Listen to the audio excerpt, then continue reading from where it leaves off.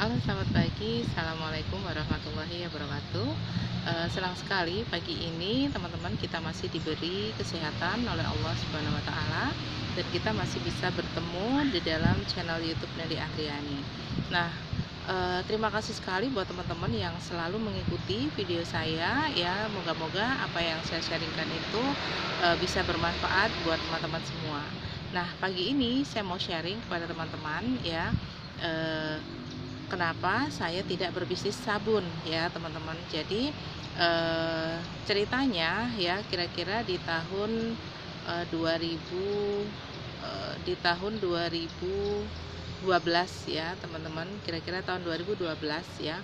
Jadi saya sudah membuat toko bahan-bahan kimia ya, terutama kimia sabun ya, bahan-bahan sabun dan juga kimia kosmetik ya teman-teman.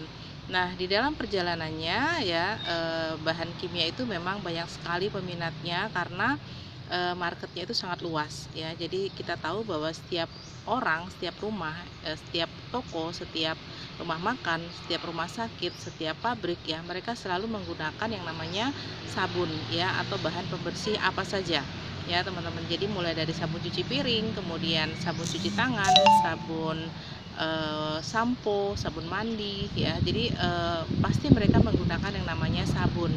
Nah, bahan toko kimia ya, jadi toko bahan kimia yang saya buat ini memang betul-betul sangat ramai ya teman-teman. Jadi tidak hanya perorangan tapi juga usaha dan juga departemen ya, mereka juga menggunakan bahan-bahan kimia dan juga industri, itu luas sekali marketnya. Nah, tapi teman-teman ternyata ya dengan kita membuka toko bahan kimia ya, kita membutuhkan yang namanya waktu ya untuk menjaga toko ya, mulai dari pagi sampai sore. Kita juga harus mengarahkan karyawan kita ya, kita juga harus melayani customer kita ya, sehingga di dalam perjalanannya ya ternyata waktu kita memang betul-betul tersita. Kemudian juga kita harus memiliki keahlian juga ya untuk memanage yang namanya keuangan. Kita juga harus bisa memanage usaha kita ya, dan ternyata itu memang bukan sesuatu yang mudah teman-teman ya. Nah, di dalam perjalanannya ya kita jalani setiap hari gitu ya, tidak ada hari kecuali kita membuka toko, melayani customer ya, kemudian membeli barang. Nah, kemudian saya melihat bahwa saya tidak punya kebebasan waktu ya teman-teman. Pertama, kenapa saya tidak berbisnis sabun ya, karena saat ini ya, karena saya tidak punya kebebasan waktu teman-teman ya. Tetapi ini merupakan pilihan ya, bagi setiap orang itu berbeda-beda ya. Pasti ada yang senang ya dengan membuka toko, menjaga customer ya, kemudian memanage tokonya gitu. Tapi buat saya kebebasan waktu itu sangat penting sekali ya, terutama untuk beribadah ya, kemudian juga untuk waktu pribadi, waktu untuk anak-anak ya teman-teman. Nah, kemudian yang berikutnya, membuka toko bahan kimia itu memang mudah ya teman-teman, tetapi di dalam perjalanannya kita harus sangat hati-hati ya, karena bahan-bahan kimia ini kadang-kadang juga ada yang disalahgunakan ya. Nah, misalnya seperti bahan-bahan kimia yang memiliki aturan simpan ya teman-teman, misalnya seperti eh, apa namanya, izin simpan atau ada izin cukai. Nah, itu juga kita harus hati-hati. Nah, kemudian yang berikutnya adalah tentang limbah ya teman-teman. Jadi seperti limbah sabun ya, kemudian juga limbah bahan-bahan kimia ya, itu juga harus kita perhatikan juga. Nah, di dalam perjalanannya ya, karena tadi alasan yang paling utama adalah kebebasan waktu ya, maka saya tidak melanjutkan toko bahan kimia saya walaupun tokonya itu rame ya teman-teman. Saya ingin mencari yang lebih baik ya. Jadi buat teman-teman yang hari ini mungkin sudah memiliki keinginan untuk membuka toko bahan kimia, atau mungkin ingin membuka usaha sabun ya, ingin membuka usaha apa namanya, toko ya, apa saja. Nah, teman-teman perlu perhatikan apakah teman-teman sudah mengambil sebuah keputusan bahwa yang namanya kita punya toko atau usaha itu kita harus berbagi waktu ya. Jadi kita seperti bekerja ya teman-teman, bekerja tapi untuk diri sendiri ya. Jadi yang namanya bekerja atau misalnya self employer ya, itu adalah orang yang dibayar berdasarkan pekerjaannya, walaupun dia memiliki usaha ya, tapi usaha untuk dirinya sendiri. Artinya dia bekerja untuk dirinya sendiri. Tapi kalau kita sebagai seorang karyawan, kita bekerja untuk orang lain ya. Nah, di sini kita tentunya tidak memiliki uang dan waktu ya. Karena apa? Kita baru dapat uang kalau kita bekerja, atau kita baru dapat uang kalau kita buka toko ya atau usaha. Nah, tentunya saya menginginkan yang lebih teman-teman ya. Jadi saya ingin memiliki yang namanya kebebasan waktu ya, kemudian juga kebebasan secara spiritual dan juga kebebasan secara finansial. Dan ini tidak bisa dilakukan dengan menjadi seorang self employer ya, atau usaha untuk diri sendiri, atau kita sebagai karyawan. Nah, dari situ kemudian saya berpikir bahwa saya harus pindah tempat ya, atau pindah kuadran ya teman-teman. Nah, bersyukurnya ya 7 tahun yang lalu saya bertemu dengan salah satu perusahaan ya dari Amerika, dan saya diperkenalkan oleh saudara saya ya, kebetulan kakak saya sendiri, di mana perusahaan ini tidak menjual langsung produknya, tetapi dia memberikan kerjasama ya. Jadi saya bekerja sama dengan perusahaan dari Amerika ini.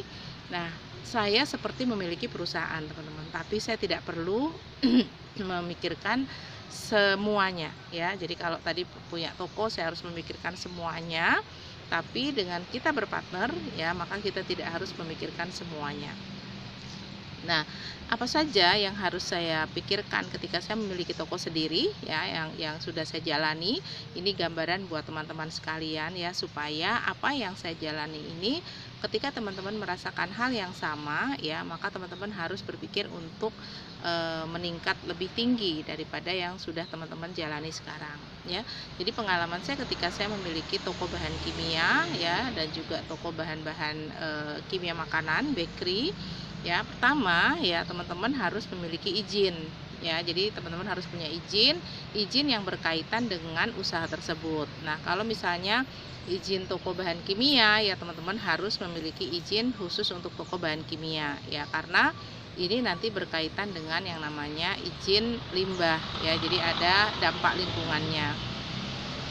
Kemudian ada izin dagang ya, kemudian juga ada izin simpan untuk bahan-bahan tertentu, atau izin cukai ya teman-teman. Jadi ada bahan-bahan tertentu yang memang harus hati-hati ya, karena kebanyakan bahan-bahan kimia itu impor ya, jadi tidak diproduksi lokal ya, jarang.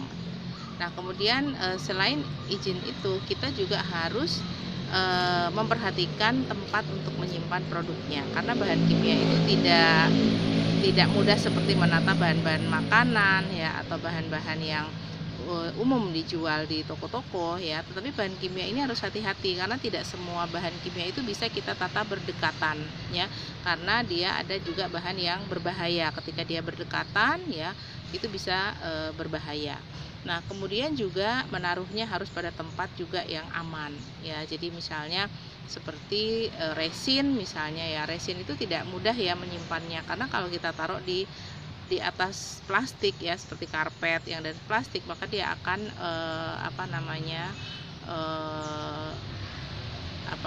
hancur ya. Nah, atau misalnya seperti kaporit ya, kaporit bubuk misalnya, ketika teman-teman taruh di plastik atau pada dekat dengan kain, maka kain itu juga akan hancur. Jadi tidak mudah, harus mengerti ya bagaimana meletakkan barang-barang tersebut supaya tidak beresiko ya. Kemudian karyawan yang akan membantu kita di toko bahan kimia itu juga harus diajari teman-teman, harus tahu safety-nya atau keamanannya ya, supaya tidak berbahaya bagi karyawan ya. Jadi ada produk yang tidak boleh dicium karena berbahaya ya, ada juga bahan yang harus tidak boleh dipegang langsung dengan tangan yang juga sangat berbahaya. Nah, ini juga merupakan resiko-resiko yang harus kita pelajari. Jadi buat teman-teman yang mungkin saat ini tertarik ingin membuka toko bahan kimia atau membuat bahan-bahan sabun ya, atau bahan pembersih lainnya, teman-teman harus mau belajar ya untuk mencari keamanan ya, supaya usaha kita ini tidak terhambat. Nah, kemudian juga buat teman-teman yang mungkin ingin memproduksi ya, seperti misalnya sabun, cuci piring, atau mungkin deterjen. Nah, teman-teman juga harus memikirkan waktunya ya, bahwa teman-teman harus berinvestasi waktu di situ ya.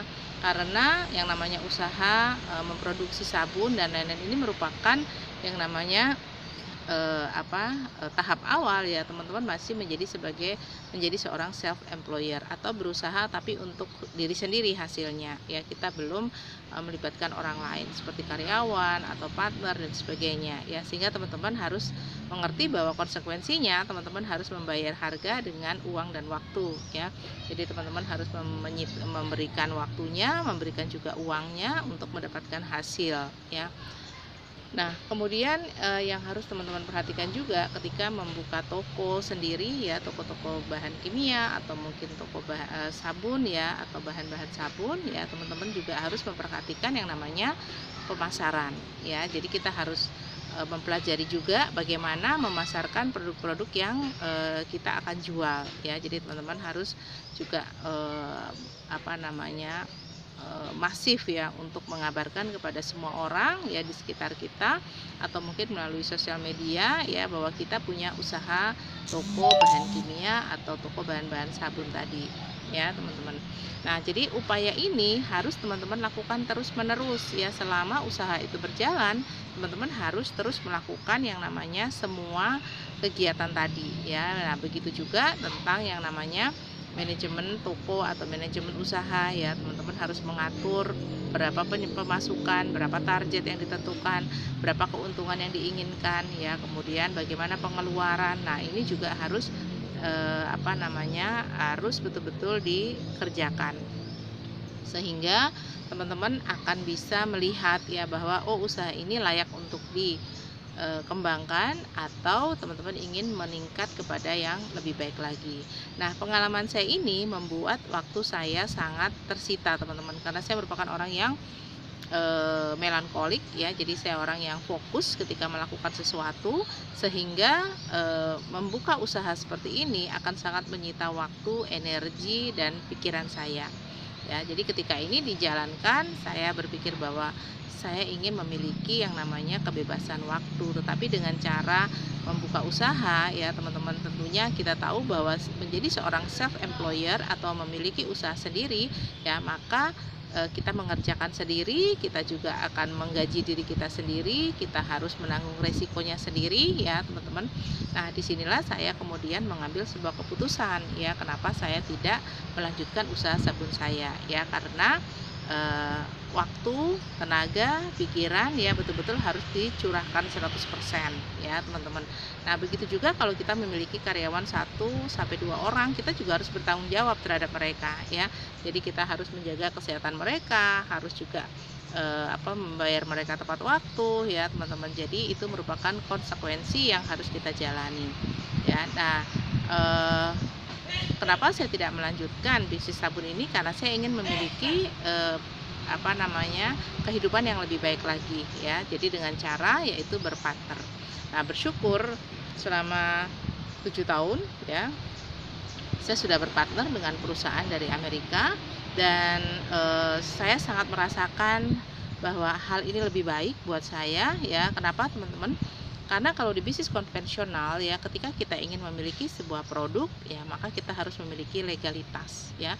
Legalitas dalam sebuah produk itu tidak sedikit, teman-teman. Banyak sekali legalitas yang harus kita kerjakan ya. Pertama, kita harus punya izin merek ya. Kemudian yang kedua, kita harus mencantumkan ya bahan-bahan apa saja yang kita masukkan ke dalam produk kita, dan apakah bahan-bahan itu aman secara prosentase, karena setiap bahan itu ada prosentase tertentu yang tidak boleh melanggar ya, teman-teman. Kemudian yang ketiga, kita juga harus tahu berapa lama kadaluarsa dari produk kita tersebut ya. Kemudian yang keempat, apakah produk tersebut tren sepanjang masa. Nah, ini merupakan sesuatu hal yang tidak mudah ya, teman-teman, bagi seorang produsen ya.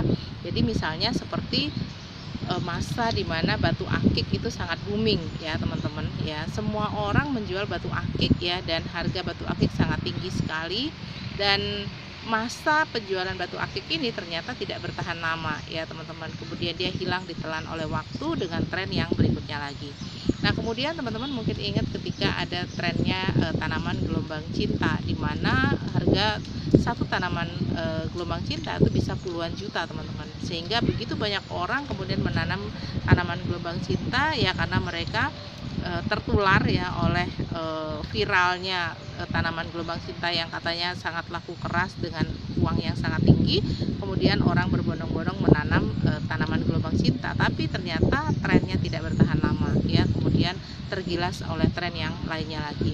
Nah kita ingat di mana pada waktu itu ada HP yang namanya BlackBerry ya teman-teman, di mana semua orang untuk mendapatkan HP BlackBerry ini harus inden teman-teman ya, karena sangat tren sekali.